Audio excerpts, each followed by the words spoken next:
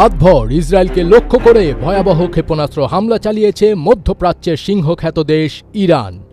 গত 1 ঘণ্টার মধ্যে অন্তত 3 বার মিসাইল ছুড়েছে দেশটি, যার ফলে ইসরায়েল জুড়ে নিরাপত্তা সাইরেন বাজতে থাকে এবং বিভিন্ন অঞ্চলে বাসিন্দারা আতঙ্কে দিকবিদিক ছুটতে থাকে।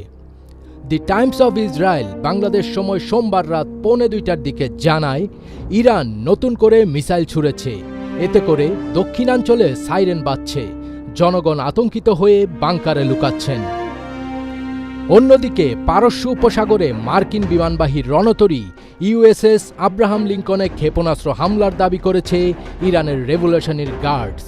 তবে একজন মার্কিন কর্মকর্তা আল জাজিরাকে জানিয়েছেন, ইরানের ক্ষেপণাস্ত্র হামলা আব্রাহাম লিঙ্কনকে আঘাত করেনি এবং রণতরীটি স্বাভাবিক কার্যক্রম চালিয়ে যাচ্ছে। যদিও এর পক্ষে কোনো প্রমাণ দেখাতে পারেননি তিনি।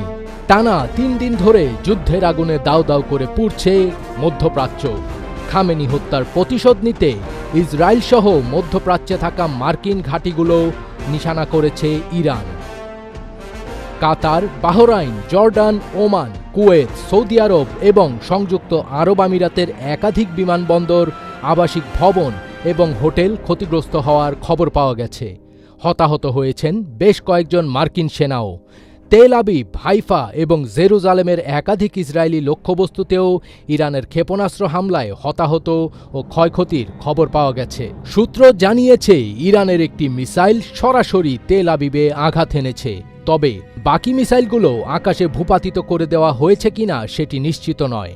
আইডিএফ মিসাইল প্রতিহতে আকাশ প্রতিরক্ষা ব্যবস্থা সক্রিয় রেখেছে।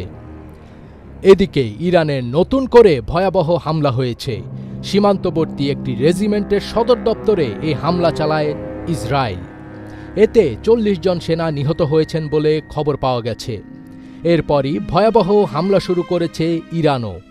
অন্যদিকে ইরানের সর্বোচ্চ নেতা খামেনির মৃত্যুর ভয়াবহ প্রতিশোধ নেয়ার ঘোষণা দিয়েছে ইরান।